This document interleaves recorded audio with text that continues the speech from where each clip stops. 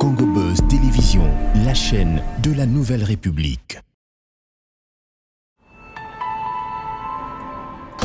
Congo Buzz Télévision, la référence de l'élite. Pour la 4e fois consécutive, les Congolais étaient appelés aux urnes. Le 20 décembre 2023, l'électorat congolais, plus de 17 millions des Congolais élisaient un nouveau président de la République, des députés nationaux, mais aussi des députés provinciaux. Le 9 janvier 2024, la Cour constitutionnelle a rendu son arrêt confirmant la réélection de Félix Antoine Tshisekedi Tshilombo à la tête de la République démocratique du Congo. Défis et perspectives pour les prochaines années pour ce nouveau quinquennat pour Félix-Antoine Tshisekedi Tshilombo en RDC. On en parle, mesdames et messieurs, tout au long de cet entretien spécial avec Germain Kambinga, ancien membre du gouvernement. Et pour répondre aux questions des journalistes, il va donner donc la voix sur ce que son parti, le Centre, entend, comment juguler notamment la crise sécuritaire avec des rebondissements et des nouvelles personnalités qui rejoignent le camp des rebelles en République démocratique du Congo. Germain Kambinga répondra aux questions des journalistes congolais qui sont avec moi sur ce plateau.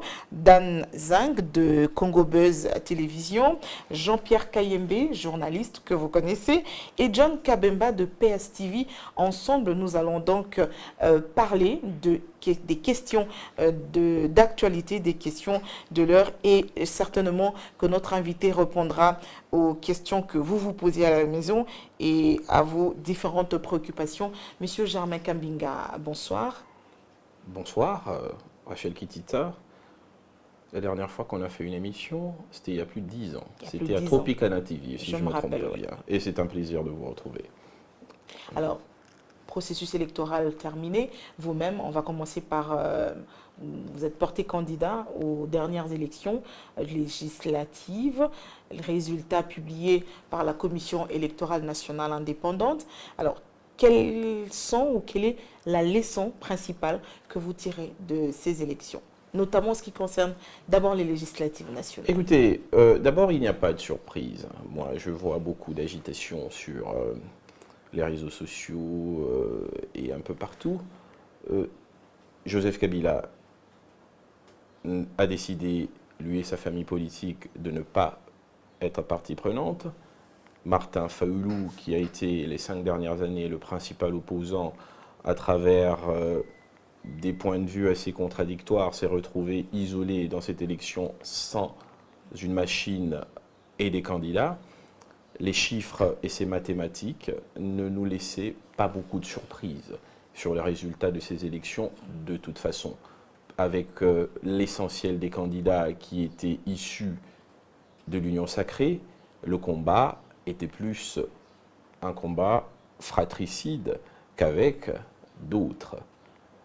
Il ne faut pas oublier qu'en règle générale, depuis 2006, c'est le camp de Joseph Kabila qui amenait le plus grand nombre de candidats. Aujourd'hui, c'est le camp de l'Union sacrée. Sur la centaine de milliers de candidats, il n'y a pas moins de 90% de ces candidats issus d'un camp, c'est mathématique, et il n'y a pas débat. Les résultats qui sont présentés, au moins du point de vue du nombre et de la constitution de la majorité, ne devraient pas étonner ou offusquer qui que ce soit. Vous étiez ici à Kinshasa. Combien d'affiches avez-vous vues de candidats sans la photo du président de la République?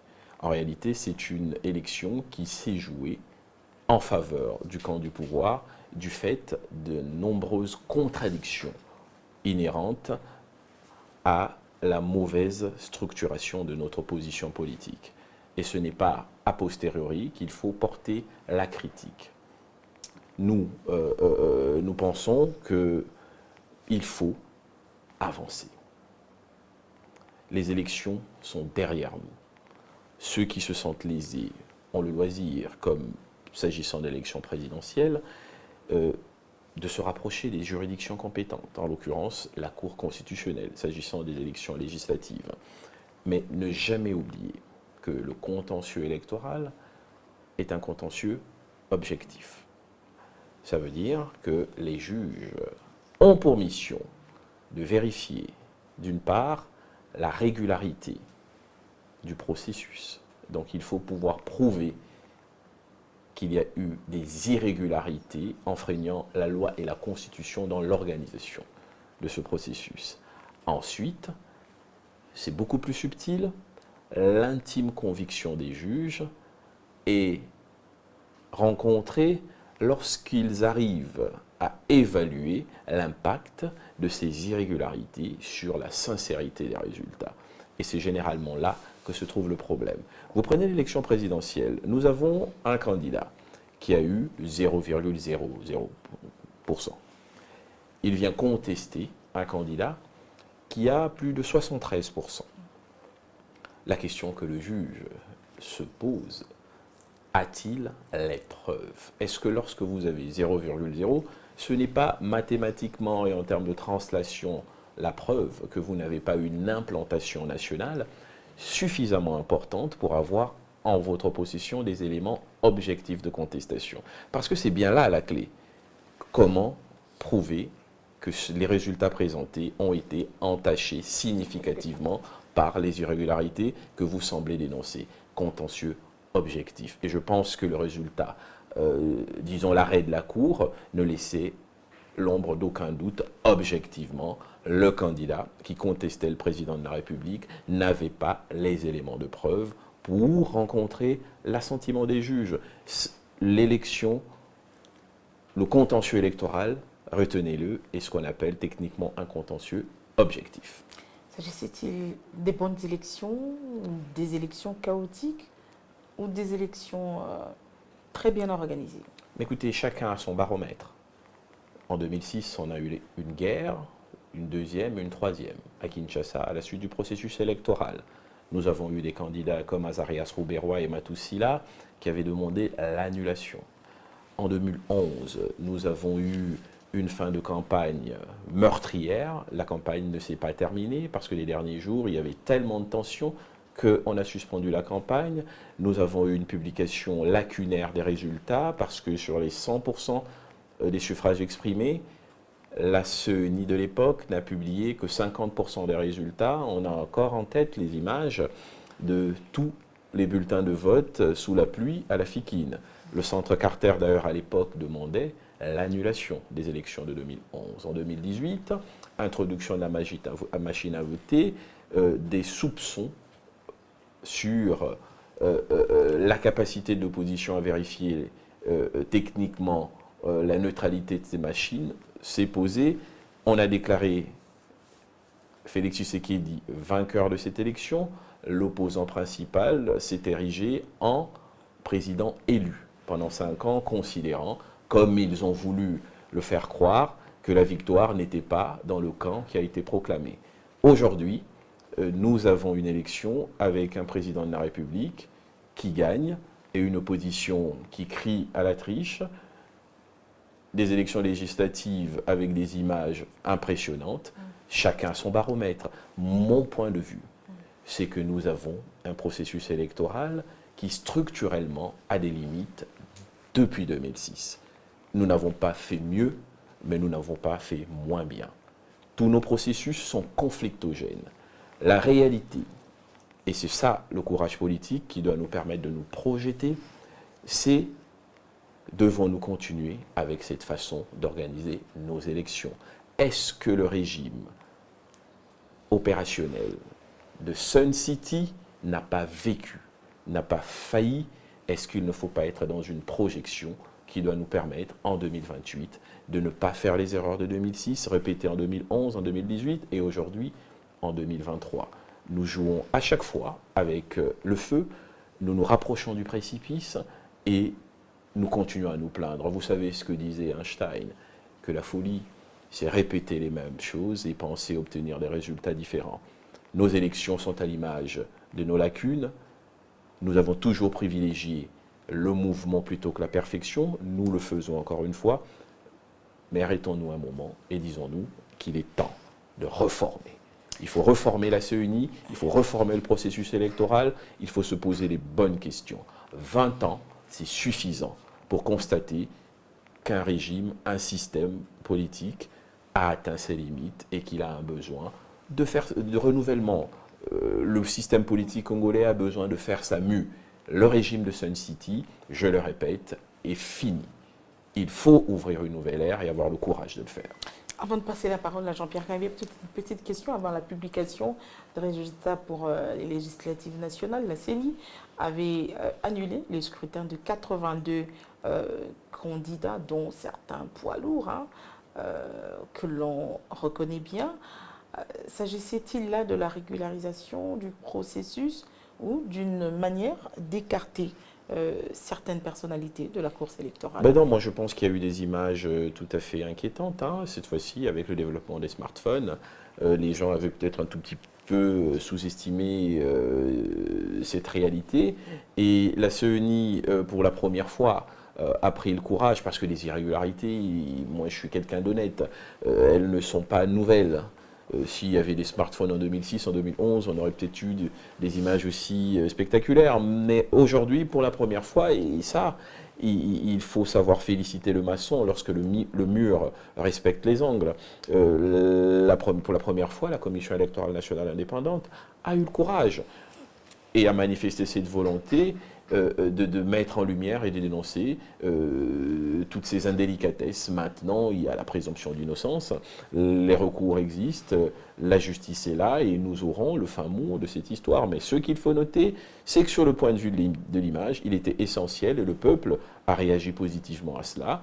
Maintenant, il paraît qu'il y en a d'autres, je ne sais pas s'il n'est pas un tout petit peu trop tard, mais toujours est-il qu'il y a eu un mouvement positif de la CENI, et il faut pouvoir le féliciter. Jean-Pierre Kayembe. Bonjour, monsieur Germain. Vous êtes finalement mon intervieweur régulier. Oui, c'est un plaisir de vous retrouver encore une fois. Pourquoi nous décrions tous ce qui s'est passé, le début de la fraude et tout ça? Pourquoi vous n'avez pas le courage de dire qu'entre 2006 et 2018, en 2023, on a eu les pires élections de l'histoire? Mais c'est une question d'échelle et d'évaluation. Moi, je suis un acteur politique qui a été au cœur de tous les processus électoraux, pas comme spectateur, comme acteur. Moi, je ne sais pas si je dois considérer que les centaines de morts que moi j'ai vues à Kinshasa en 2006, du fait des irrégularités constatées à l'époque, si les morts que j'ai vus de mes yeux et qui sont tombés devant moi, parce que j'étais à Canalkin et j'étais à la résidence en face du cimetière, à chaque fois que ça a tiré, si vous me demandez à moi de dire que ça, c'était pas grave, et que c'était des choses à considérer comme anecdotiques. Moi, je ne suis pas un commentateur politique, je suis un acteur politique. Donc quand je dis, j'étais avec des faits, je dis, il y a eu une guerre. C'était grave alors, ce qui s'est passé en 2006. Je dis qu'en 2011, le Centre Carter, qui aujourd'hui dit et encourage la poursuite du processus, avait demandé l'annulation. Et je vous invite, si mon honnêteté intellectuelle est remise en cause, à taper sur Google. Mettez élection 2006 fraude, élection 2011 fraude, 2018 et voyez les articles. Vous allez vous rendre compte qu'en réalité, le problème, il est structurel, comme je le dis. Je n'encourage pas, je dénonce. Mais je n'ai pas besoin de rentrer dans une logique ordinale pour respecter le point de vue d'une opposition qui est obligée de se cacher derrière des arguments capillotractés, ça veut dire tirés par les cheveux, pour se donner un discours. On ne fait pas du surpasse, mais on fait une marche à reculons. On fait un pas en avant, deux pas en arrière. Et je propose la réforme. Je dis il faut sortir du régime de Sun City. Je dis le problème, il est là. On vous prendrait aujourd'hui, Jean-Pierre Kayembe, on ferait de vous le président de la CENI. Les mêmes tares structurelles rattraperont votre image et rattraperont le processus que vous aurez organisé. On doit tenir compte de l'hydrographie, de la géographie et de la démographie. On doit tenir compte de la réalité politique et de la technicité. Les réformes doivent se faire pour que nos élections ne soient plus le lieu de la mise en danger de la cohésion et de la stabilité de notre pays. Nous pouvons le faire. Et l'opérateur qui entre en scène, c'est la Cour constitutionnelle. Pour vous féliciter qu'il ait dégoûté Théodore Ngoï parce qu'il n'y avait pas d'intérêt il n'a recueilli que 0, quelques pourcentage des voix. Mais ceux qui ont boycotté ce processus électoral, le problème c'était autour des nominations des magistrats, des membres de la Cour, où l'on estimait que le président en fonction essayait d'assurer ses arrières pour la présidentielle. Elle est excellente cette question. Elle nous permet de parler de notre pays. Le président de la République, la Cour constitutionnelle. Notre pays est régi par des lois et des règles. Je vous ai parlé du régime de Sun City. C'est comme ça que fonctionne ce pays. Ce système politique a été mis en place en réalité pour affaiblir le chef de l'État. C'est la constitution des belligérants. Beaucoup de contre-pouvoirs et tout ce qui était juridiquement possible pour que le président de la République ne puisse pas se transformer en une espèce de petit monarque républicain débordant à chaque fois ses prérogatives. S'agissant de la Cour constitutionnelle, on a décidé que sa composition, Jean-Pierre Kayembe, serait de 3 venant du président de la République, 3 du Parlement, 3 de l'ordre judiciaire. Autrement dit, quelle que soit la mécanique politique que vous pourriez utiliser, quelles que soient les critiques que vous pourrez omettre, il n'y a aucune autre façon pour l'opposition ou pour ceux qui contestent le chef de l'État de s'immiscer pratiquement, au terme de nos textes aujourd'hui, dans la composition de la Cour constitutionnelle. Théoriquement, oui. Pratiquement aussi, même si aujourd'hui on faisait de la magie, encore remonter le temps. Allez, Félix Tshisekedi dit, vous avez raison, le FCC, on va refaire la Cour constitutionnelle en respectant nos lois. Il pourrait le refaire 100 fois. La configuration serait toujours la même. Il aurait toujours le droit, parce que ce sont ses prérogatives constitutionnelles, de mettre 3 juges. Le Parlement ou lui, président de la République, a une majorité confortable au Sénat et à l'Assemblée nationale, ça veut dire union sacrée, aurait toujours le droit d'en mettre 3. L'ordre judiciaire, considéré indépendant, en mettrait 3. Donc, c'est ça. En pratique, la Cour, peu importe l'origine des membres qui la composent, elle est à la solde du président en fonction. Elle n'est pas à la solde. Il y a ce qu'on appelle, dans le terme, dans les us et coutumes de ce type de nomination, ce qu'on appelle le devoir d'ingratitude. On ne peut faire autrement que comme ça. C'est comme ça que ça se passe en France, notamment. Vous le savez, aux États-Unis, c'est un tout petit peu différent, mais c'est toujours un point de départ et un point d'arrivée. Vous savez pourquoi ça se passe comme ça? Parce qu'il y a eu des dérives au XVIIIe au XIXe siècle, avec l'instauration de ce qu'on appelait la République des juges. Les politiques ont constaté que les juges ne sont pas élus et sont nommés, mais s'arroger des pouvoirs excessifs. Alors qu'en réalité, le jugement doit émaner du peuple, la légitimité émanant du peuple, il fallait équilibrer les choses. Donc, c'est un faux problème. La question de la Cour constitutionnelle, en l'état actuel de nos textes, quelle que soit la configuration, le président de la République aurait toujours son quota de 3, le Parlement, majoritairement proche du président de la République, ce sont les textes, aurait toujours les 3. Maintenant, il ne faut pas insulter la probité et l'intelligence de nos hauts magistrats, qui sont des hommes, qui sont des parents, qui sont des Congolais, et qui ont l'expérience pour faire leur travail. On vous mettrait à cette fonction de président de la Cour constitutionnelle, vous serez dans les mêmes conditions que eux, et vous n'aurez qu'à dire la vérité. Et cette réalité, elle est la même pour la Commission électorale nationale indépendante. Pour avoir des membres, il faut avoir des gens à l'Assemblée nationale. Donc la majorité, si proportionnellement elle est plus importante, elle aura toujours plus de membres. Le président de la Commission électorale nationale indépendante sera toujours issu des confessions religieuses. Donc l'un dans l'autre, ce sont des faux problèmes qui ont été posés. Toujours continuer à tirer les ficelles. Mais maintenant, vous voulez changer? Je vais donner l'orientation, il faut sortir du régime de Sun City. Allez, mais c'est impératif le changement de la Constitution. On ne peut pas faire autrement pour les 5 prochaines années. Il faut absolument changer cette Constitution. quelles sont les dispositions qui dérangent aujourd'hui? Mais écoutez, D'abord, ce qu'il faut comprendre, c'est que vous avez une constitution des belligérants. Cette constitution est conflictogène, avec des dispositions qui interrogent en permanence les certitudes des juristes eux-mêmes. Et elle a fini de faire son travail. Nous étions dans un pays dont l'espace était éclaté, dont les institutions étaient déliquescentes. Le président Joseph Kabila et les acteurs politiques de l'époque ont réussi à rassembler le pays, à mettre en place un ordre institutionnel et constitutionnel qui a fait son travail. Nous sommes passés à l'alternance et nous constatons que ce régime a atteint ses limites. On changerait quoi? La double nationalité. Je suggère non. Pour la présidentielle, Ça, c'est au suffrage indirect. Moi, ça ne me choque pas du tout. Allez sur Google, mettez 4ème République, tribune de Germain Kambinga. Moi, je l'ai dit en 2017. Et je pense que Rachel était invitée, elle a peut-être oublié. Nous avons fait une conférence sur le sujet. Je l'ai dit en 2017. Ça ne marche plus. Le même député qui va encore rompre non, pas du tout.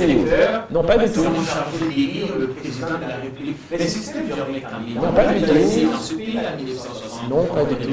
Non, pas du tout. Le problème de 1960, ce n'est pas le mode de scrutin. Le problème de 1960, c'est la jeunesse de notre État et la faiblesse de notre système politique. Moi, j'ai dit ceci en 2017 très rapidement. J'ai dit qu'il faut passer à la 4ème République. Je dis que le financement de la CENI doit être un impératif constitutionnel qui remet en cause le mandat du gouvernement devant l'Assemblée chaque année. Ça veut dire on a 5, 6, 7 ans de mandature. Chaque année, la quotité électorale doit être versée à la CENI. Ce n'est pas versé, le gouvernement tombe. C'est pour éviter les retards dans le processus électoral. J'ai dit l'élection présidentielle doit se faire sous le modèle sud-africain ou angolais. Le président de la majorité parlementaire est de facto président de la République. Il n'y a aucune élection, c'est automatique. Donc il n'y a pas de possibilité de corruption. Je dis qu'il faut accélérer le processus de décentralisation, tout en tenant compte du fait que le pouvoir déconcentré et le pouvoir décentralisé doivent trouver un juste équilibre pour qu'il n'y ait pas de déstabilisation des espaces régionaux. Quand on change, voilà. On a zéro Fachi, quand on n'est pas zéro, où il aura épuisé ses 2 bails et s'en va. Mais ça, c'est sa responsabilité en tant que chef de l'État. Moi, je ne... Vous savez, moi, je vais vous choquer. Et moi, vous savez, les Congolais, on n'a pas de mémoire. Et on aime penser que les gens changent ce qu'ils ont toujours dit. Vous prenez mes interventions depuis plus de 10 ans. S'agissant de cette question de la durée des mandats, j'ai toujours le même point de vue. À l'époque de Kabila, je le disais déjà et je le redis aujourd'hui. 5 ans, c'est trop court. 7 ans, c'est le minimum et il faut laisser le temps au processus de développement de s'implémenter. Le développement, vous savez, le problème qu'on a, c'est qu'on a d'un côté un système politique qui organise la société et qui est saucissonné en des mandats politiques très courts, 2 ans de chamaillerie, 1 année de travail, 2 ans de processus préélectoraux. On travaille quand? Il perd, celui qui arrive a une autre vision. Tout ce qui a été fait est abandonné. Il n'y a aucune nation qui s'est développée comme ça. Non, il ne faut pas supprimer la limitation. Je n'ai pas dit cela. Il ne faut pas travestir mes propos. Je dis qu'il faut trouver un système politique qui permette de se rapprocher un peu plus des cycles qu'on appelle en économie des cycles de Kondratiev. Ça veut dire des cycles de long terme, qui aient une lisibilité entre les actions de développement qui sont posées et leur aboutissement. Et ce n'est pas possible si on a des cycles politiques qui sont trop courts. Parce que à chaque acteur qui arrive, il y a une vision qui est différente. Joseph Kabila est un homme qui était porté sur une certaine orientation de la gestion de la République. Vous avez Félix Tshisekedi qui a une propension beaucoup plus sociale, par exemple. Gratuité de l'enseignement, gratuité de la santé et autres. Si vous arrêtez ça tout de suite, vous aurez peut-être un autre président de la République qui, lui, sera plus dans l'entrepreneuriat, qui sera plus dans autre chose. Il faut laisser aux différents processus le temps de se terminer. Moi, je pense... Ailleurs, la tendance, c'est plutôt à la baisse, à la réduction. Où ça? Où? Quel est ce pays? Le Sénégal est passé de 7 à 5 ans. Oui, Le Sénégal est passé de 7 à 5 ans et on vous a dit que les résultats qu'ils obtiennent sont en rapport avec la diminution. Ce sont des considérations cosmétiques. Non, je vous pose une question. C'est très bien de prendre le cas du Sénégal. Lorsque vous suivez le discours de M. Macky Sall, il a fait 12 ans au pouvoir, n'est-ce pas? 12 ans, c'est ce que j'appelle un cycle long. On dit la même chose. Il a fait 12 ans. C'est un cycle long.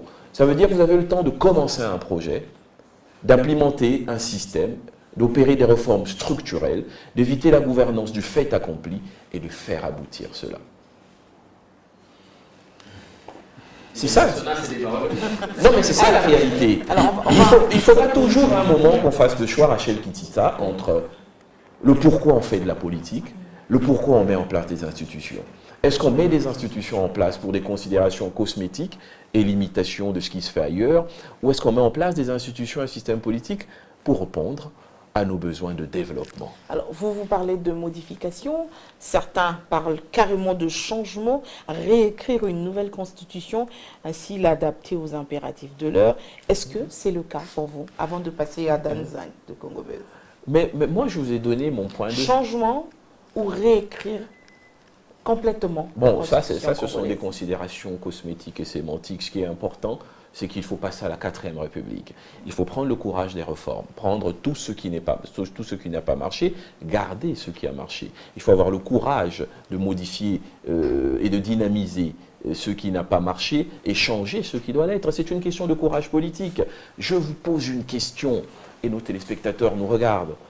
En l'état actuel du fonctionnement constitutionnel de nos institutions et de notre pays, est-ce que nous allons nous développer dans les mois, dans les années qui viennent?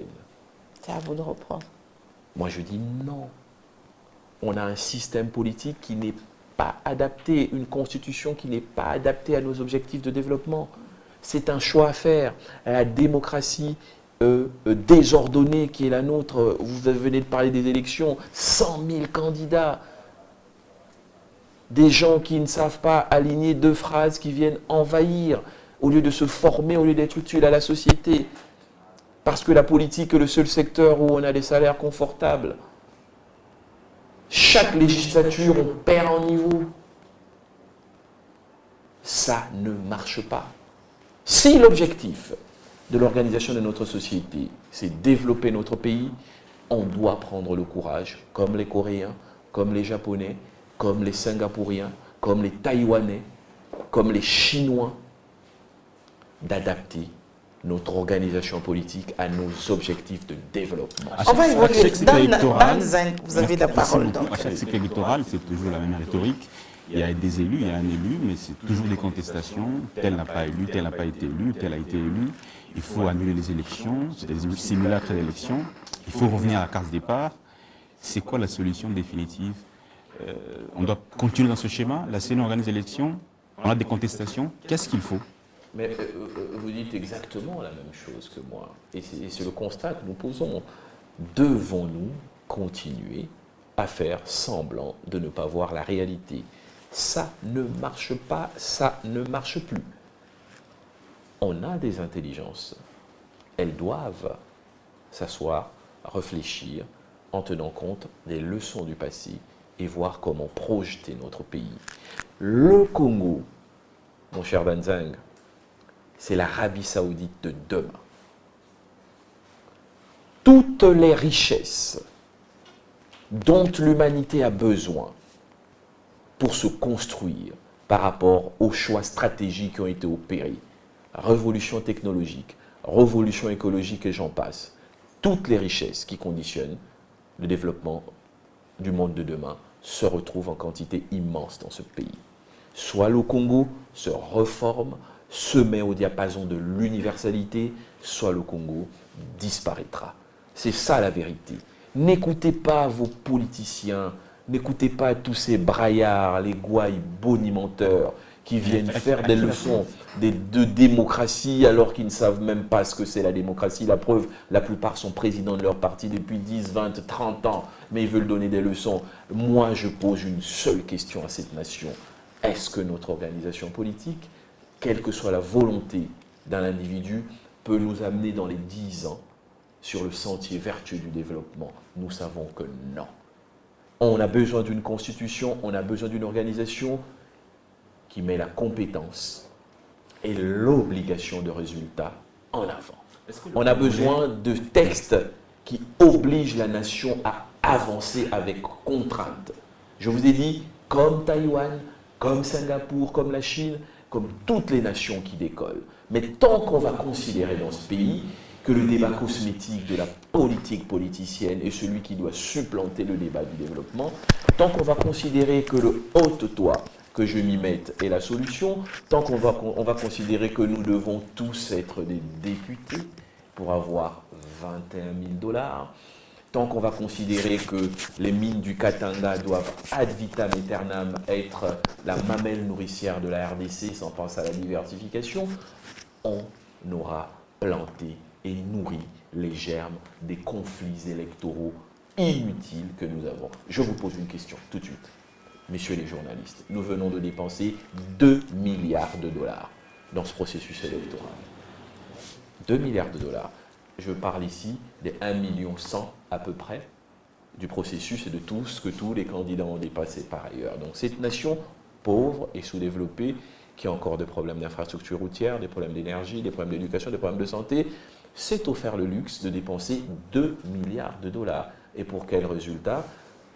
Pour que l'opposition continue à brailler et à revendiquer une victoire que tout le monde sait n'était pas la leur, pour que des députés proclamés par la CENI soient tous traités de tricheurs, pour que la société se retrouve totalement coupée en deux. D'une part, une majorité qui semble se satisfaire du statu quo, et de l'autre part, une minorité de plus en plus radicalisée et qui renforce même des rébellions comme celle ouverte par l'Alliance du fleuve Congo, qui vient accompagner et donner de la force à ce projet de balkanisation de notre pays. Nous devons à un moment donné nous poser la question de savoir, est-ce que ce pays fait les bons choix stratégiques pour son développement? Moi, je pense qu'il y a une réflexion de fond qu'il faut avoir. Et si vous voulez aller dans le fond des choses, vous ne pouvez pas vous permettre d'avoir des tabous. Je le dis, en tant que Congolais, citoyen de ce pays, la constitution de notre pays n'est plus efficace. Elle a rempli son rôle. Avec cette classe politique congolaise qui est habituée au vagabondage politique. Aujourd'hui, il soutient tel président, demain, il le soutient un autre. Du matin au soir, il change de conviction. Est-ce que la classe politique ne fait-elle pas partie du problème réel du Congo? La dynamique politique ne pose strictement aucun problème si pour autant il y a les structures qui permettent de faire le travail pour que l'homme qu'il faut soit à la place qu'il faut. Comprenons-nous bien. Les dynamiques politiques congolaises sont des choix qu'à un moment donné les Congolais devront assumer. Joseph Kabila n'a-t-il pas travaillé avec Félix Tshisekedi? Moïse Katumbi n'était-il pas avec Félix Tshisekedi? N'était-il pas avec Fayoulou? Jean-Pierre Bemba n'a-t-il pas travaillé avec Mobutu? N'a-t-il pas travaillé avec Kabila? Ne s'est-il pas opposé à Kabila? N'était-il pas... Non, laissez-moi terminer. Il n'y a aucun mal là-dedans. Je vais vous expliquer pourquoi. Parce que les gens sont dans des débats périphériques.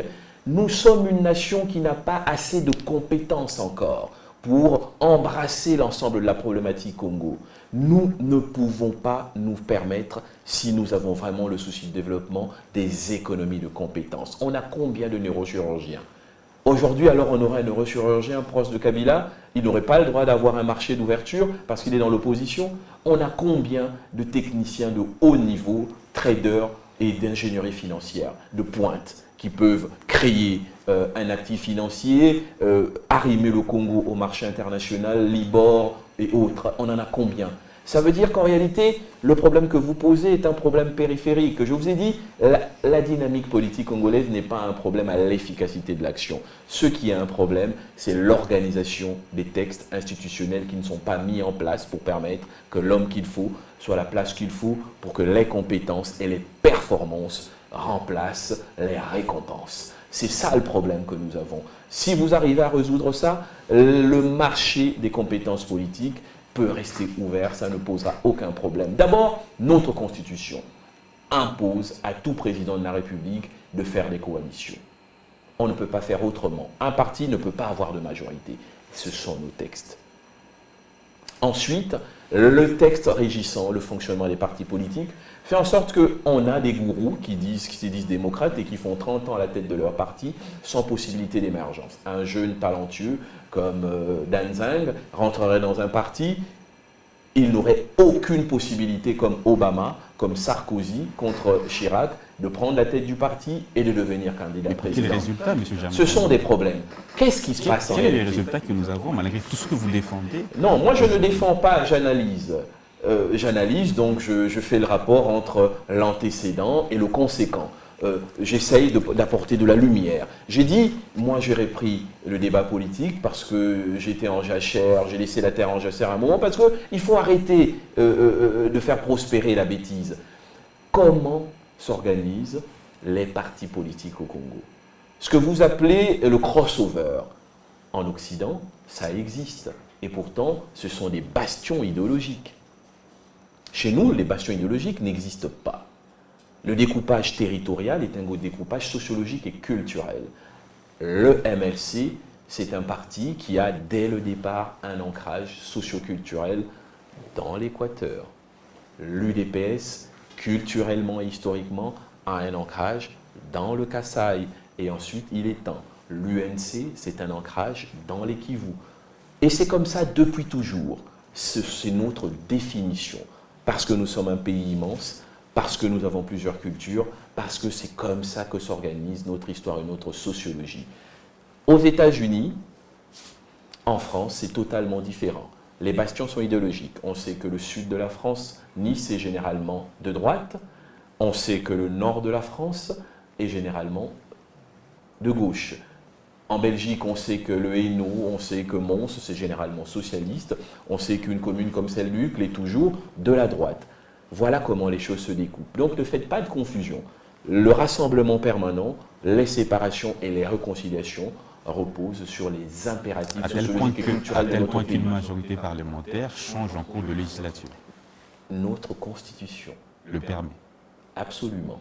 Parce que nous sommes dans un régime d'assemblée. Je vous ai dit, c'est ça le problème. Il n'y a rien d'illégal. Proscription du mandat impératif, impossibilité à un seul groupe politique d'avoir la majorité. Résultat, il n'y a rien dans nos textes qui fige les majorités. C'est pour ça qu'il y a des cas qui sont possibles où on a un président de la République et une autre majorité qui se constitue et on crée ce qu'on appelle une cohabitation et vice-versa. Je sais que Jean-Pierre Kayembe voudra intervenir sur le sujet des changements de majorité. Non, Le pas débat ça, pas ici, sur ça, pas le sur débat le ici, changement de la majorité. il faut faire la distinction. Vous êtes sur le plan éthique, moi je suis sur le plan de la réelle politique. Donc c'est deux sujets différents. Ici, c'est on va où, qu'est-ce qu'on fait, qu'est-ce qu'on corrige pour amener notre pays au développement. Et les sujets qui doivent être abordés sont des sujets de fond, pas des sujets liés à des individus et à leurs choix circonstanciels. Est-ce que c'est pour parer à tout ça que cette fois on a voulu s'abroger une victoire écrasante? L'Union sacrée pourrait avoir jusqu'à 450 députés à elle toute seule. L'UDPS et ses partis mosaïques en accumulent plus de 200. On a voulu bien assurer les arrières. Comme ça, on ferait passer des projets, soit des modifications, des changements des constitutions, sans casse, c'est ça. Mais même avec 250 débutants, si on a une volonté politique de changement, on le fait. C'est mathématique, je l'ai dit à Mme Rachel Kititsa dès le départ. Vous ne pouvez pas amorcer avec défiance un processus électoral, vous retenir, les autres y aller, la catastrophe n'a pas lieu, et ensuite vous étonner. Quelle est cette machine politique qui ne s'organise pas pour gagner? On est dans une société qui combat l'ambition, qui voudrait que les gens qui ont de l'ambition soient gênés. Alors, c'est la société où on ne doit rien faire, on ne doit rien projeter. On attend de plus en plus les gens dire, mais Kabila avait raison de ne pas s'y engager parce que, voilà, Katumbi n'a eu que 17-18%. Mais il avait combien de candidats? Les autres partis de l'opposition n'ont pas atteint le seuil. Je vous pose la question. Katumbi avait combien de candidats? Tshisekedi avait combien de candidats derrière lui? Il y a plus de 23 000 candidats députés nationaux qui étaient derrière Félix Tshisekedi sur les 25 000. Comment voudriez-vous avoir un autre résultat? Lorsque Joseph Kabila crée le FCC, revenons à l'histoire pour vous montrer que c'est tout à fait mathématique. Sur le nombre de candidats présentés par le FCC en 2018, l'opposition avait la portion congrue, très peu de candidats de l'opposition. Résultat, 350 élus du FCC en 2018. Vous imaginez un Parlement où il n'y aura qu'une Assemblée nationale, il n'y aura qu'une dizaine d'élus de l'opposition. Vous imaginez à quel point le débat sera déséquilibré. Je suis d'accord avec vous, mais le reproche ne doit pas être fait à ceux qui se sont organisés avec ambition pour gagner. Le reproche doit être fait à ceux qui ont douté du processus et qui n'ont pas fait le travail qu'ils devaient faire. Qu'est-ce que vous vouliez que la majorité au pouvoir fasse? Ils ont gagné, on dit « Ah non, vous avez gagné, mais on a trop gagné, on donne à ceux qui ont perdu ». Ce serait juste, selon vous? Ça ne renforce pas le doute sur la crédibilité des résultats. Non, pour ceux qui sont sincères et honnêtes, c'est mathématique. Je veux vous donner un point de vue tout à fait complexe, peut-être à comprendre pour les esprits étriqués. À partir du moment où Joseph Kabila a décidé de prendre ses années sabbatiques et de ne pas se mettre en concurrence avec son successeur pour préserver la paix sociale, Félix Tshisekedi avait déjà gagné ces élections. Le seul acteur politique, le seul groupe politique qui aurait pu créer un débat politique au niveau du président de la République, Félix Tshisekedi, c'est le camp de Joseph Kabila. Parce que, imaginez, Rachel Kititsa, aujourd'hui, on est eu, en avril 2023, une grande conférence de presse de Joseph Kabila qui annonce sa candidature à la présidentielle. Et qu'il présente, parce qu'ils en ont les moyens, également 15 000 candidats aux législatives. Et qu'ensuite on rentre dans le débat de la Cour constitutionnelle, a-t-il le droit d'être candidat ou pas? Vous voyez qu'on parle d'un autre Congo, là. Très compliqué, et peut-être on ne serait pas en paix aujourd'hui. Là, il y aurait eu débat. Mais là, il n'y a pas débat. Mais le président de la République avait un couloir devant lui. Pourquoi vous ne voulez pas le reconnaître? Il a 23 000 candidats. Martin Fayulu dit « je n'y vais pas ». Qu'est-ce qui justifie cet échec puissant de l'opposition? Mais c'est des choix hasardeux. Vous avez notre cher aîné, Martin Fayulu. Il sort de l'élection de 2018 avec une auréole politique sur la tête. Un succès phénoménal durant le processus électoral. Pendant les 5 ans, a-t-il rassemblé l'opposition? Non. Il vient à une élection, c'est un homme seul. De l'autre côté, si vous prenez l'histoire de notre pays, vous avez le monument politique de l'histoire de notre pays. Dans l'opposition, c'est Étienne Tshisekedi. Du début à la fin, il a toujours, malgré sa stature, rassemblé. Il meurt comme président du rassemblement de l'opposition. La faute est à l'opposition. Vous avez le challenger, le deuxième, à l'élection présidentielle. Au début de la mandature, il est avec Fayulu, il refuse de continuer à être derrière Fayulu. Il devient un membre de l'Union sacrée. Il met des ministres au gouvernement. Une année, 7-8 mois avant les élections, il se retire. Donc tout ça ne laisse pas penser qu'il y a quelque chose d'un peu désordonné dans l'organisation de l'opposition et que tout était fait en réalité pour que le président de la République n'ait aucune difficulté. Ce qui est arrivé n'est pas du tout étonnant.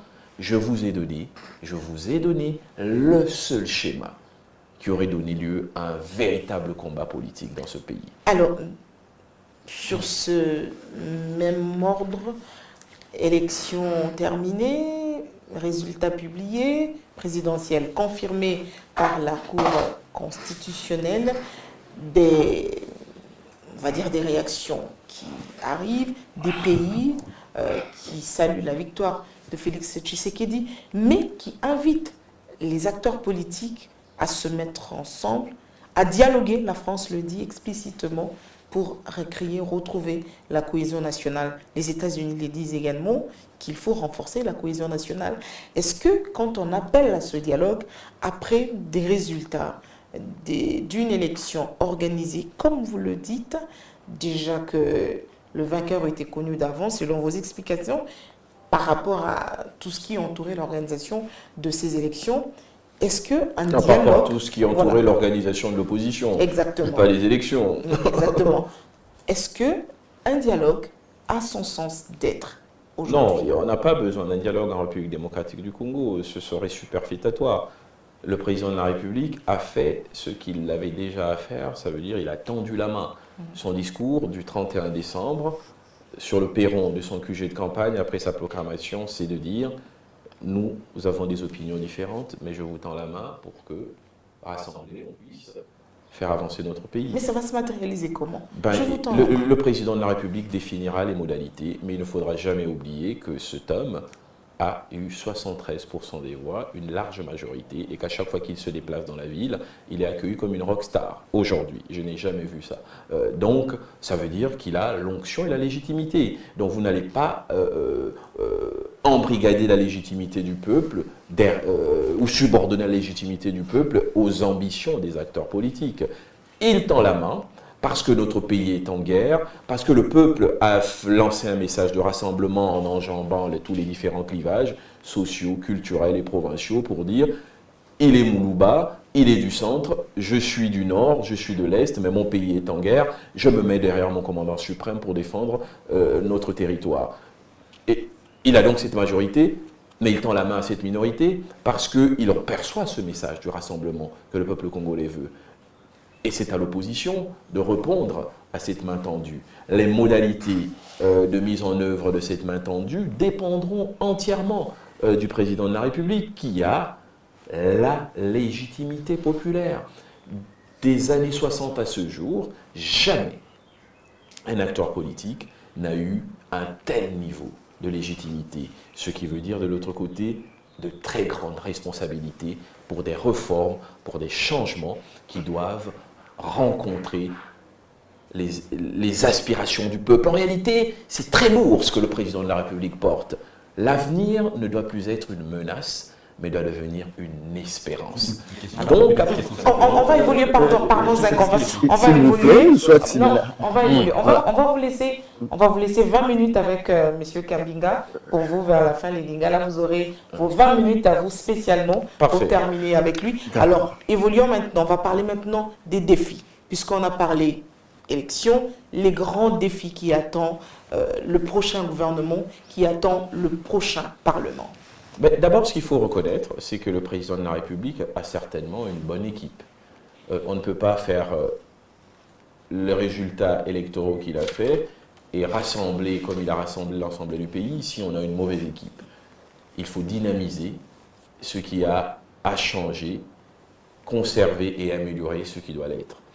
Il faut gouverner tous azimuts avec une forte volonté. Je l'ai déjà dit dans certaines émissions, le président de la République a une stratégie de gouvernance et de mise en œuvre des politiques publiques qu'on appelle techniquement le Big Push.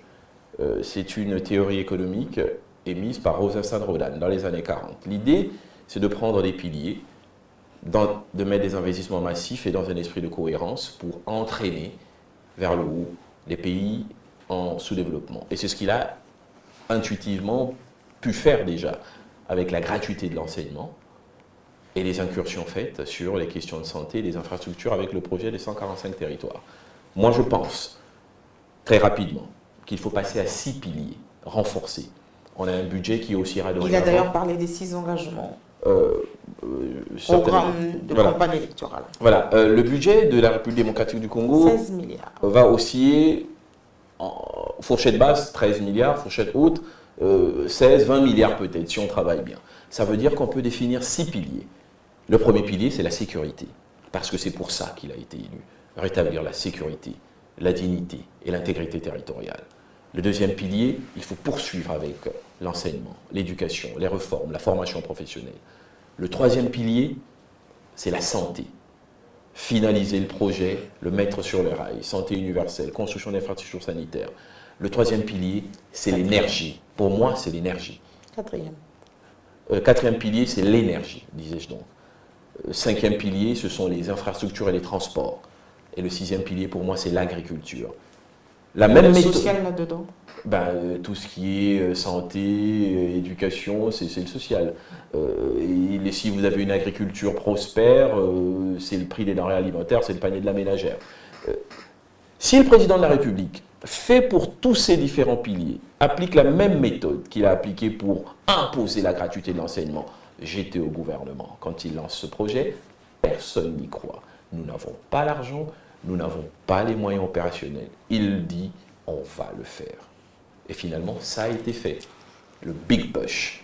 S'il fait ça pour la sécurité, s'il fait ça pour l'énergie, s'il fait ça pour l'agriculture, les infrastructures, la santé, en 2028, on a un autre Congo.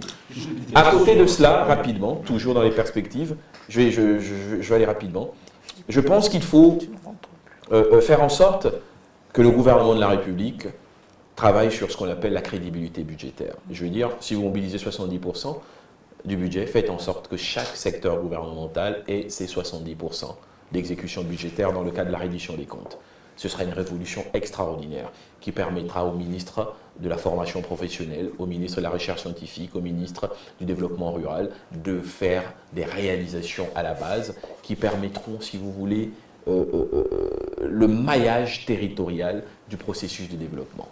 Donc, ensuite, très rapidement, les contrats de performance pour les secrétaires généraux, pour les directeurs d'administration, pour les chefs d'entreprise et pour les ministres, avec possibilité de sanctions positives ou négatives semestriellement. Voilà un peu les petites évolutions que je pourrais suggérer. C'est là où nous avons une question qui dérange le pays. Ça fait plusieurs années, presque 30 ans, que nous sommes en insécurité dans la partie de la RDC. Plusieurs présidents se sont succédés sans solution. Qu'est-ce qui sera l'élément déclencheur selon vous? Les réformes vont suffire pour que la partie Est, principalement, soit pacifiée? Ça sera ma dernière question. Déjà, ce qu'il faut comprendre, et c'est très bien de le rappeler, c'est que la guerre, ce n'est pas comme à la récréation, hein, quand on jouait aux cow-boys et aux Indiens. Début de la récréation, on fait de la récréation et les gens rentrent en classe. La guerre, c'est sérieux.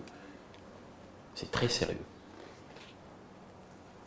Les Américains ont fait combien de temps en Afghanistan, en Irak? La France en Indochine, combien de temps? La guerre mondiale, combien de temps? Les Américains au Vietnam, combien de temps? Les guerres, on sait quand elles commencent, on ne sait jamais quand elles se terminent. Notre guerre, elle est particulière parce qu'elle a deux dimensions. Elle a une dimension asymétrique, parce qu'il y a des groupes rebelles qui sont dans des forêts et qui viennent créer l'insécurité. Elle a une dimension conventionnelle avec, si vous voulez, les groupes rebelles comme le M23 et les nouvelles alliances qu'ils constituent. Donc c'est une question sérieuse. Que fait le président de la République? Félix Tshisekedi, quand il prend le pouvoir, il fait exactement ce qu'il a à faire, contrairement au Haïri. La première chose, quand vous arrivez, vous faites un état de lieu. Vous trouvez une situation. Qu'est-ce qui se passe?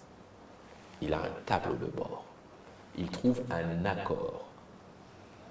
C'est pour ça qu'il y a le mécanisme de suivi de l'accord d'Addis Abeba. Il y a un accord.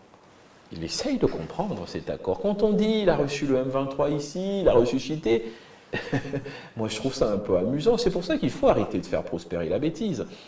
Il trouve un accord. On lui dit, dans cet accord, le M23, voilà ce qu'il faut faire, voilà ce qu'il faut faire. Il doit s'imprégner de la situation. C'est ce qu'il fait. Ensuite, la première étape, quand il y a ce type de situation, c'est une étape diplomatique. On dit, il a appelé Kagame mon frère. Mais mon frère, ce n'est pas frère au sens amical, c'est l'appellation protocolaire africaine des homologues. Et ce n'est pas européen, mais c'est africain. On dit mon frère. Macky Sall appelle Félix Tshisekedi mon frère.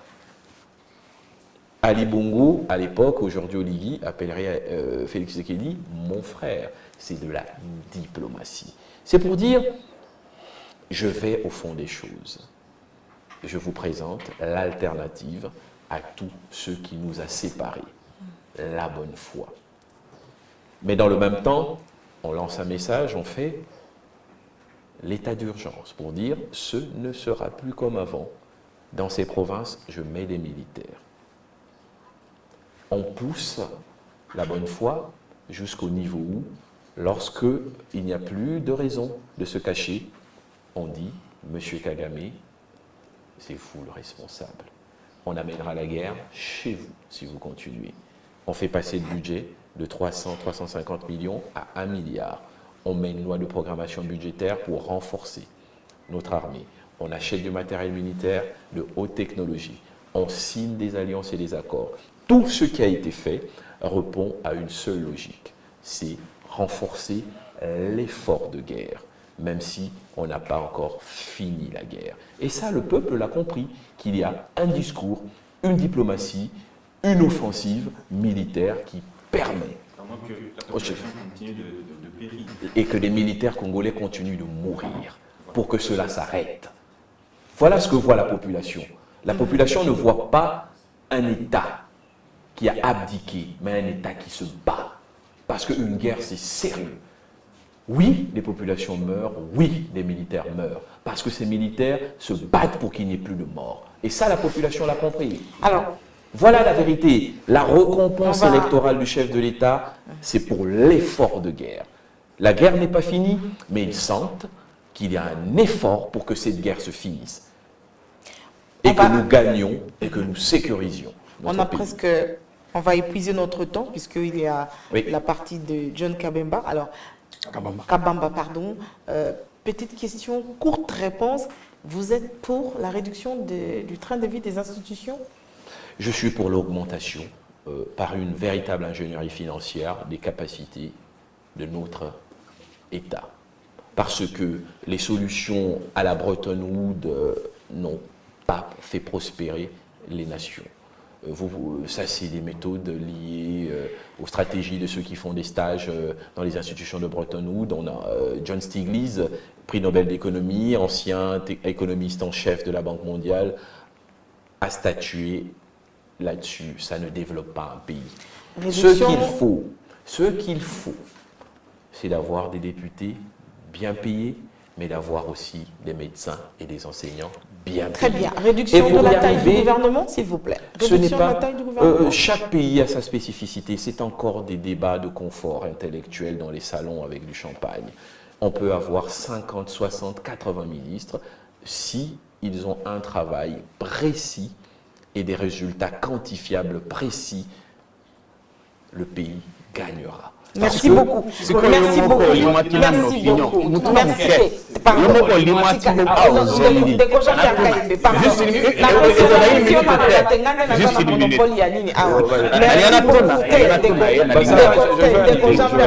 Pardon. Alors, monsieur Germain Kambinga, je vais vous laisser donc entre les mains de John Kabamba, puisque... Non, John Kabamba. Au moins 15 minutes, on a 20 minutes, aux affaires de John Kabamba, parce que mon émission est bilingue, l'inga la paix français, aussi ici partie française, la biso, et to banana dans de John Kabamba.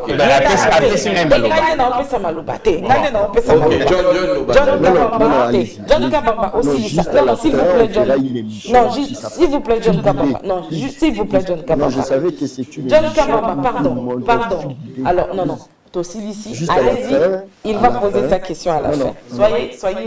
Soyez sportif. C'est bon, vous avez. On va couper ça de toute façon.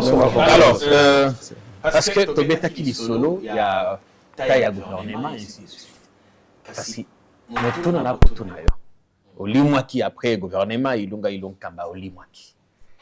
Au banak, voilà, ce sont une opinion. Comme tout à qui wapi. Ah, comment nous zongi. Au cours de ça, sous ma kelele, ndeko Germain Kambinga. À la cité, les gens se posent des questions. Ah, ceux qui ont zongi bossé, qui ont comme le poste. Ndé moutouna na kutuna yo. Vous avez le poste. Ok, ndeko Jean-Pierre Kayembe, tout comme na moi lingala, question na weza na motuya. Parce que Yayambo na limwate. Na sala ba conférence de presse ebélé, na sala ba tribune ebélé. Peut-être que bah émission nazari kosala lisusu mingi te. Campagne eleki, chef de l'État zalaki na équipe de campagne na ye, il faut pas qu'on embrouille message. Tokomi na période oyo soki nazo sala pe moi ba émission, c'est pas que nazari koloba te, nazari koloba. Tamsu bozari koyoka te.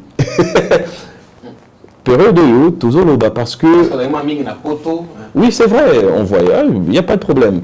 Mais toza koloba lelo non pas parce que tu as kolobate, Tout ça koloba parce que lorsque ce qui est nécessaire, il faut koloba. Parce que ce qui mboko eza ya biso, tout ça mboka mususu te.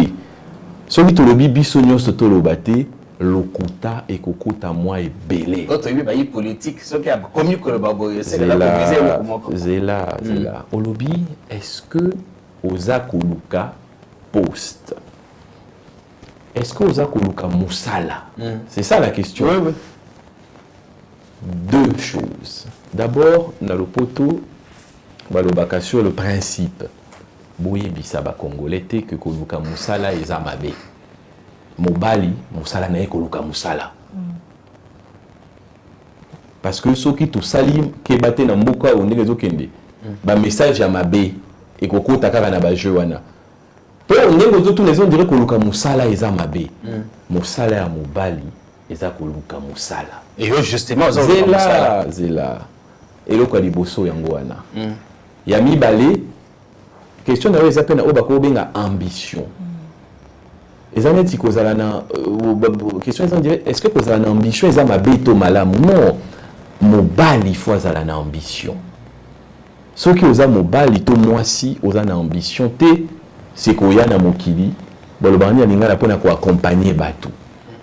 Voilà les deux premières considérations. Mosala eza malamu, koluka musala eza malamu, kozala na ambition, les loza 1, l'obiokoma 5, 6, 7, 8, 9, 10 eza malamu. Voilà, au bandaki la caméra moko, Jean-Pierre Kayembe au commis la studio, c'est l'ambition.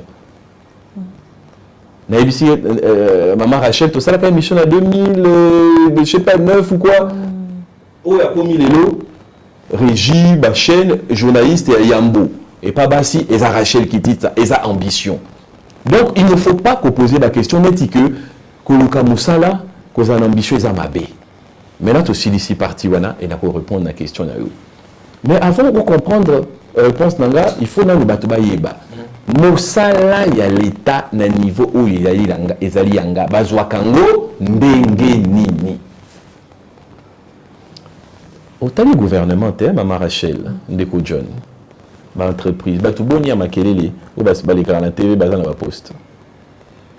T'as le gouvernement, t'as la société à l'État. Il y en a combien?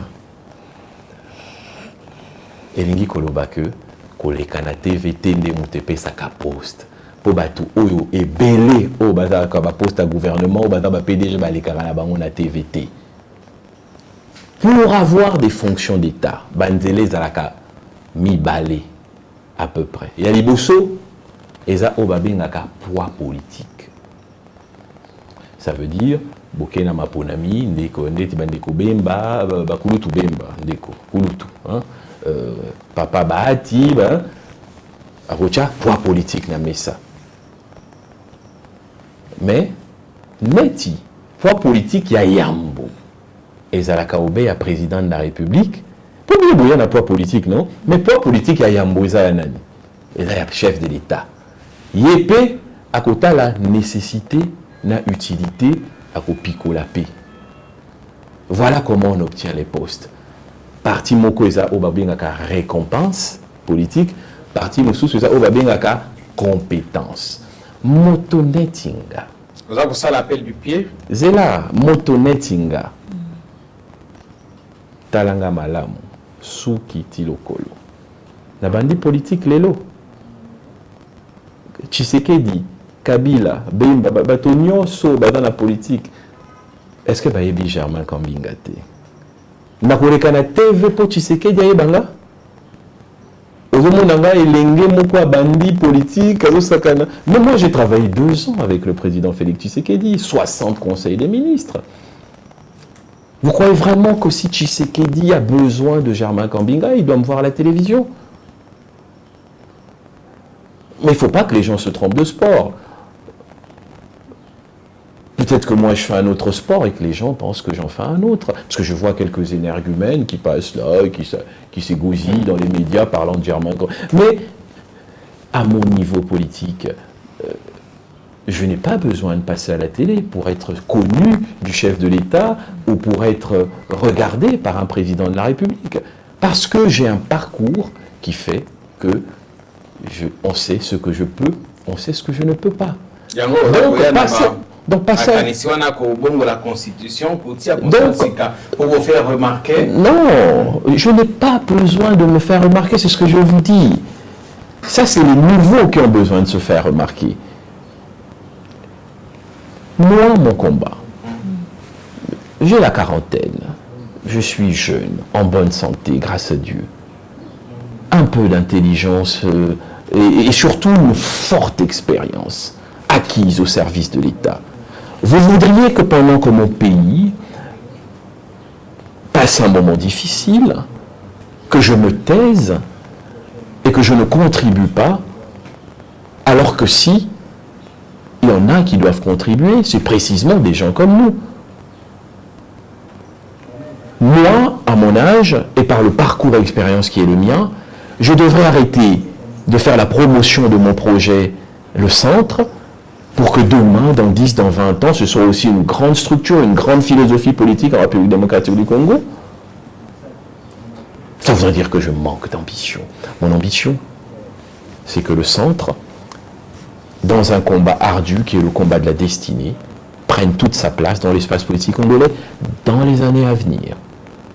Je ne passe pas à la télé parce que je veux me faire remarquer, parce que j'ai déjà été remarqué. J'ai déjà été remarqué depuis longtemps. Il n'y a rien de nouveau. Qui va découvrir Germain Kambinga aujourd'hui? Que ceux qui ont besoin de publicité le fassent pour la publicité, mais qu'ils sachent et qu'ils regardent le gouvernement, qu'ils regardent des entreprises. Il y a très peu de gens, que ce soit au gouvernement ou dans les entreprises, qui sont le résultat des médias.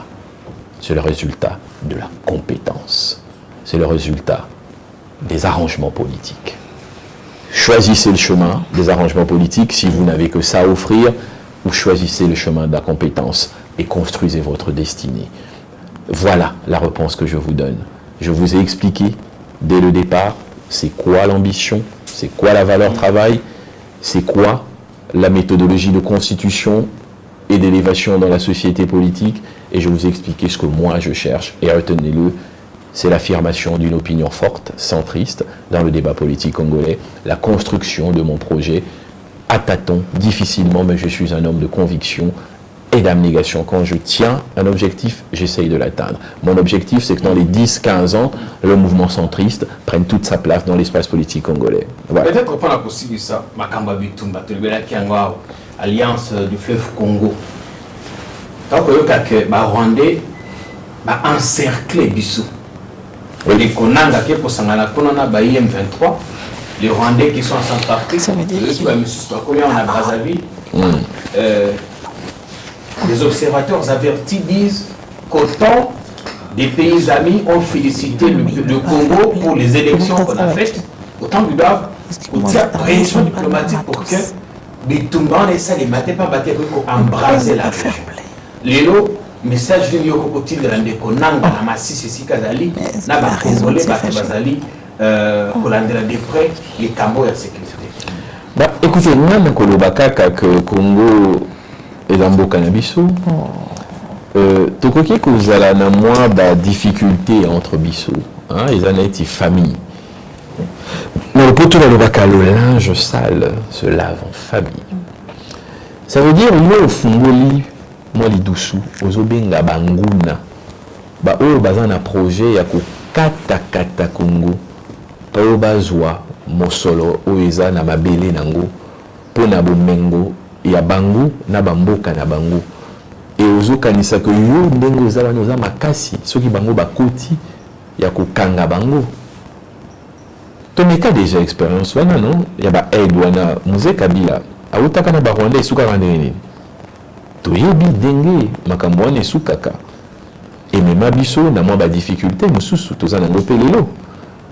Alors ba leçon ya ba erreur ya dépassé et sengeli tozongela yango et sengeli tozongela yango eza idée ya mabe makasi et Congolais nyonso fois télémaladie kambwana vote autouti koleka awa élection et pesi biso message ba Congolais balingi soki mokete koyoka ke mboka na bango étranger wana balonga bazwa mboka na biso. Moi je ne peux jamais être dans le camp qui n'est pas celui de la patrie. Mais ici à Kinshasa, un journaliste a annoncé qu'un groupe d'opposants chercherait à mettre la ville à feu et à sang le 16, 17 et 18. Évidemment, avant la prestation. Bon, vous savez, moi, mes informations, j'essaye de les prendre à la source. Hein. J'évite les débats de sensationnels qui sont fondés sur la recherche de buzz. Il y a des institutions, à mon niveau, mes informations, je les prends auprès des institutions habilitées. Je n'ai pas eu une quelconque information, que ce soit du ministre de l'Intérieur, Peter Kazadi, qui est un ami, ou de qui que ce soit, de Patrick Mouyaya, qui est aussi un ami, avec des gens avec qui j'échange. Je n'ai pas ce type d'informations sur l'imminence d'une telle menace, donc je ne vais pas commenter. Mbote John Kabamba. Voilà. L'opposition, ils ont géré toujours sur annulation. Il n'y a pas pour l'année Oyo. Pour la Bango, à mon niveau, l'élection salamité, Mathieu Félix Tshisekedi Yakocha, vu que le mot que ça la crise, parce qu'on vit dans une situation difficile, comment nous avons souffert avec voter Félix, parce que c'est 3%. Ok, d'abord, en fait, et aux Oloba, les oppositions m'ont comprendre un message à peuple T. En fait, peuple congolais a lobby bino bayi politique boza bato mbongo ebele. Misusu bayiba, misusu baza ba homme d'affaires, tout nini baza bato abomengo. Mais biso babola tokopesa bino leçon ya ola lopoto babengaka patriotisme tona lingala kolinga mboka koleka nyoso. C'est pour ça que bako comprendre te. Peuple congolais a ébi que mboka naye ezana bitumba. Que Rwanda na ba étranger balingi ba konza biso. Alobi naza nanzala, d'accord. Nzela na l'union se tongami te, d'accord. Menga naza mokitani ya Simon Kimbangu, ya Kimpa Vita, ya Lumumba. Oyo baye kolisanga ezaneti da mboka que eloko eleki mabele réalité. Na kobundana nous pona mabele. Et na campagne moto a BTCT. D'abord pour Aza commandant suprême, peu à comprenant qui propose ça à peuple, na makambo wana ya kobate la mabele eza Félix Tshisekedi. Alobi Kagame so kondi na kobeta yo, alobi ngo na lopoto. Na kobeta yo et puis na komema bitumba wana na mboka na yo. Ba conférence nyonso mokili depuis 7 ou 8 mois. Félix Tshisekedi azo kata conférence ba konzimine baza azo funda Kagame. Azo yebisa bango mbongo boza kotia kuna moto aza na maboko ya makila. Bino da bamboka na bino boko ekondima makambo wana te. Kagame azalo lo batako mikoloba. Ba congolais bino bokanisi que tant azo sala ngo congolais azo monda kazo lela, congolais azo monda kazo menacer. Et ça place de se comprendre que tout le monde lobi, moi on va aller la kate. Te congolais a moni kolela, on a ta lobi alors Félix aza béton, aza ko menacer. C'est comme ça que le Congolais a compris ça. Aza ko menacer, non tout le monde a moutazo menacer Kagame boita, tché sa Kagame mosapi. Donc aza mobali. Non moto ko bundisa Kagame et ça obéi. C'est-à-dire la population a retenu que Mavota qui Félix Tshisekedi pour le discours, pour la bilan, pour la bilan, il a kabimate. Non, wana eza ba discours ya bato yo bazolinga ba polémique. Ok, Bavota la nani pour la bilan. Si on a posé le bilan, c'est nini? Bah, tu vois le bilan. Si je vous demande c'est quoi le bilan, pouvez-vous m'expliquer c'est quoi le bilan? Vous voulez qu'on parle de bilan? C'est quoi un bilan? Les gens savent-ils? Ils viennent dire bilan. C'est quoi un bilan? Le bilan, c'est un document comptable. C'est de là qu'on a emprunté ce langage, nous les politiques. Il y a un passif, il y a un actif. Si vous voulez établir un bilan, vous prenez le solde du dernier exercice bilantaire, report à nouveau, et vous voyez l'évolution. Ensuite, vous faites la balance. Qui peut faire cette balance sur là où Félix a trouvé le pays, là où le pays se trouve? Les fonctionnaires sont-ils moins bien payés? Le franc congolais est-il moins fluctuant aujourd'hui que dans les années passées? On est à 2700. Mais vous oubliez qu'on était à 300 il y a 10 ans, il y a 15 ans, qu'on était à 900, Félix Tshisekedi était président. Vous oubliez que le problème de la monnaie, c'est l'oscillation, cette oscillation est liée à la faiblesse structurelle de notre économie et que les réformes doivent se faire de façon structurelle. C'est un autre débat, ceux qui veulent parler de bilan. Parce que c'est ça un bilan. Bilan, ils ont été, oui, bilan, c'est technique. Le peuple congolais a raisonné très simplement. Le philosophe Moko Jean-Pierre Moutalinga beaucoup, comme on a Montesquieu. Alobaki, Nachon la lingala, ngana linga kababola. Batanga na bango mingite pour bas se trompaka. Parce que les gens qui ont peut-être trop étudié, mais trop de raisonnement qui dépassent même leur entendement, et ils se trompent. Le peuple a voté parce qu'il a fait confiance à un homme qui est capable de lui redonner sa dignité. C'est ça la réalité. C'est ça la réalité. Et si le bilan était catastrophique, puisque vous parlez de bilan, ça veut dire une comparaison temporelle entre le temps T0, ça veut dire comment il trouve le pays, les indicateurs et la situation quand il se présente. Moi, je suis un homme intellectuellement honnête. S'il n'y a pas eu Sobi Congo et commis Allemagne d'Afrique T, en tout cas, Félix a commis Siango, Somaliland T. Est-ce que ça, c'est la vérité. Aux autres, pour se créer une ennemité, nous avons soutenu le président Félix pendant que depuis pas proclamé, tout le monde, même nos familles, n'a été pour les quand même la télévision, on a dit famille, c'est-à-dire famille politique, mais ils se porté garant, par le bac, on est le président de la République, au ministre français, Bélé, Nicolas, mais il faut que au peuple a dit par rapport à bilan, ils ont dit pour nous, au peuple a dit qu'il va bien se faire. John Kabamba. C'est ça le problème. Est-ce qu'ils ont risqué John Kabamba. Bateau bazan à risque. Et là, bateau bazo combattre peuple. Peuple a poni Félix Tshisekedi. Kadimate. Non. Machinité. Non. La vérité, elle est là. Nganazana soki 30, je ne sais pas combien de bateau basalaka awa. Beaucoup de kotanda bango. Tant beaucoup bima, beaucoup na bomba vota finali. C'est répondre à l'élection légale. Voilà la question, Moussoussou.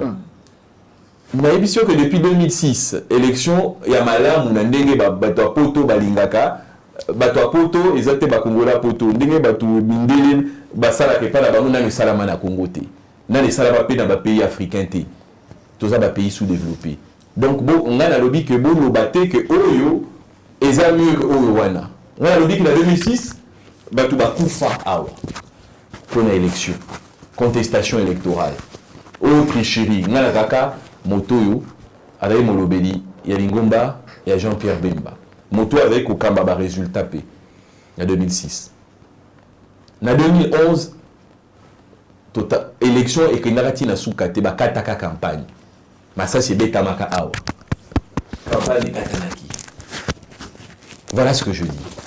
C'est que élection il y a malamu, il faut tout tourner pour na lobby. Koleka, oyo soto sala. Mais wana isa possible te. Ce qui te sali ba réforme te. Ça veut dire qu'on changer ndenge tout ça. Ata yo John Kabamba, moto a peuple, oiseau défendre social, oiseau défendre nyoso. Oyo lingi peuple koleka biso nyoso. Ata Valéry Giscard d'Estaing, Ebisaka Mitterrand, le fameux débat que vous n'avez pas le monopole du cœur. Donc, nous tous, on aime le social, nous tous, on aime le peuple. Bapé si ni lilo. Nandenge et ça la kawana. Ozwaka ba problème. Mbongo koyarita, confession religieuse de Kozwa 2 ans, dans les politiciens pour Baponayo, au tika là 1 an et demi pour ça l'élection, Mboko eza 2 365 000 km², Bagochamo la saison Mboula. Bakongolais pe oyo kochala misala bayebi keza mosala mokolo moko bakoti mwa banzela na bango ndinga kaka ndenge ezalaka. Donc soki changement tolingi vraiment changement ekota, il faut nanou to changer ndenge nini commission électorale nationale indépendante et ça la kamosala nango to banga te to toucher à ta constitution libé comme kondi et si li makasi ezaneti soki bozo tongandaku toza sous na besoin babar à 5-10 t Congo et Komikonzo il faut to changer babar o tozo tongela ndaku sinon Congo et kokwea. Voilà la vérité. Élection pour Ekoma Malam, ndenge yozo kanisa, ndenge nazolota. Il faut tout changer ba texte. Pour ba texte, ndenge zo salawana, ezo me makaka ba problème. Ba problème tozo na 2006, na 2011, na 2018.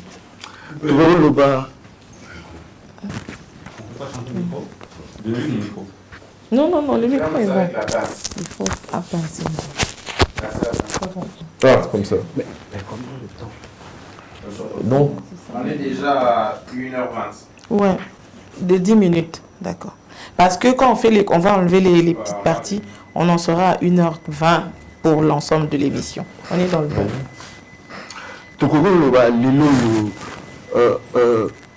Jamel Kambiga, consommant congolais, a été crucifié, sanctionné par la population. Voilà pourquoi la élection vidité. bon, déjà, ce qu'il faut comprendre, c'est que la politique, Shimon Peres est un politicien mounene à l'Obarana Lopoto, ça ira la prochaine fois. Moi, je n'ai pas fait campagne. La vérité, c'est ça. Mutumu wa moninga na lukungate na accompagna qui ba candidat nanga ou ba na chaki na regroupement ya palu. D'habitude, dans ça, non. J'avais une autre approche. Je faisais un autre travail, une technique d'accompagner les candidats Nabiso, au regroupement. Ne vous inquiétez surtout pas pour moi. On dit que pour la qui va voter. Mais je n'ai pas fait campagne. Pourquoi je vais aller me plaindre? Na sali na la campagne te yo monda kinga na monda fula ndenge na sala pour accompagner mes candidats qui voulaient se présenter. Non, ils sont Babimi puisqu'ils sont dans le regroupement F comment on appelle ça ACP Palou. Il y a eu 8 ou 9 candidats qui sont sortis de plusieurs partis, peut-être qu'il y en a aussi qui sont du nôtre, Tosangisa Kimakasi. Le combat politique. Yokanga Malamu. Eza ndembote. Politicien, aza moto abunda kapona ba idée na ye. Basalaka politique te pour des moyens de vivre. Basalaka politique pour des raisons de vivre. Na niveau où on a nazo sala makambu, l'objectif on a se fixe qui eza ne pas faire en sorte que batu oyo bazana simana ngai bakanisa que ngai pe na tiki politique balinga ki bazala ba candidat pour continuer l'activité même si vous ne gagnez pas bozana kati ya débat vous apportez des idées. Il n'y a que 500 sièges, il y a 25 000 candidats. Ce qui est important, tout le monde ne peut pas être à l'Assemblée. Et beaucoup il faut servir Pembo Kanabino na ndenge musu. Ce qui Félix a signé beaucoup, à lui a poste à travailler est-ce que moi la Congo a après? Mais je suis un collaborateur politique du chef de l'État. Nasala na président de la République na gouvernement il nous pendant presque 2 ans. Voilà beaucoup na mona ba opposant. Est-ce qu'il y a un suspense par rapport à ma collaboration avec le président de la République? En fait, il ne faut pas confondre. Madame Moutouassikate, nous, je l'avais vu depuis combien d'années? Mais vous n'avez pas encore un qui, non? Ben oui, donc c'est des... La question de Madame Moutouassika. Moi, je suis un collaborateur politique du président de la République. Le centre a signé qui charte la création de l'Union sacrée depuis Kesalamaki. Toutes les manifestations de l'Union sacrée, militant, Batunabiso, la Zalaka. Donc il n'y a rien de nouveau, il n'y a pas de surprise, il n'a pas à me tendre la main. Il doit tendre la main à l'opposition. Moi je suis déjà avec le président de la République. Est-ce qu'il y a regretté le Kabila Rigeta qui a jamais 15 meilleurs collaborateurs? Mais c'est un renouvellement permanent. Kabila regretta quitta. Et Kabila vous a dit qu'il a regretté. 15 meilleurs collaborateurs, y compris le pays. Non. Ce n'est pas un regret, c'est un souhait que Kabila a aimé Taki. La preuve, Kabila a changé de collaborateur, non? Ce n'est pas les mêmes avec qui il travaillait. Il était président de la République. Dans l'approche à management, ceux qui ont satisfait d'avoir résultat, chef m'a dit qu'on secoué. Et ça, pour secouer, ce n'est pas que à regretter qui, ça c'est peut-être des interprétations, puisque moi je n'ai jamais vu Kabila. Kabila a changé de collaborateur, mais avec le président, non? Baboucha, Baloumanou, comment on appelle, les mots Vasakani, Obeminaku, les Matata Pogno, les Ramazani Chadari, les affaires à Batouakele, Nabamoti Nasuka. Donc, ce sont des approches à management. Qu'on booster, qu'on pousser Moutou, mais tant que le président Félix Alobaka, n'a satisfait ma pingate, n'a satisfait la justice, et là pour nani. Au Kansi, ça kazo qui sabango. Le président Félix Alobaka, non? Oh, n'a ma pinga na sépélité. Oh, justice boy na sépélité. Oh, ma collaborateur boy na sépélité. Il y a le barakou tout pour les. Mais est-ce qu'il y a bois qui sabango? Ils ont rappelé manière, ils ont dit tata. Ce qu'on y est ici, au gang de l'imoine nayo. Liboso Batou, est-ce que ça au bois ici moi là? Et ça peut prendre bisaye, bonisa. C'est ça la vérité. Au lobby qui est population, né à voter Félix Antoine Tshisekedi, ou en a moins la pour Germaine. S'il faut Félix Tshisekedi a touché ma point, où il ça la qui a récompense la population, où le lobby va voter qui faut toucher point. D'abord la sécurité. Sécurité. Et le quoi liboso na lobaki on a le poteau les 6 piliers pour moi et il faut appeler na makasi et la sécurité et dans makambwa il y a kela il y a bitelo kela si pour bato ba sepeli na ngomini et dans makambo ya santé obi likamwana ya gratuité de la maternité du lokwana biso ba intellectuel to mona ki on est ba blague mais bato ba sepeli na ngoma makasi hein. Donc il faut que na mozino ya makambo ya prise en soin ba santé. Ngana ko bakisa makambo tali énergie mai l'utiliki tout ça pour la société et ça la musala nango ndenge sengeli na ko bakisa pe o tali ba infrastructure ba biloko nyonso wana mboka etongama abandi na 145 territoires il faut ko lisango na ko sukisa na o tali musala mabele agriculture bilanga acha bongo ebele ndenga chaki na makambo éducation gratuité d'enseignement 1 milliard wana acha chaque année 1 milliard de sécurité, 1 milliard de santé, 1 milliard d'éducation, 1 milliard d'agriculture, 1 milliard, ça à peu près 6 milliards.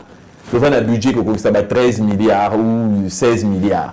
Sur le mot de 6 milliards, voilà. Et au titre, quand même 9 milliards pour les députés, le salaire, na bango, Makamounion sur Salama. Mais pendant ce temps, le secteur wana est qu'on soit comme vous.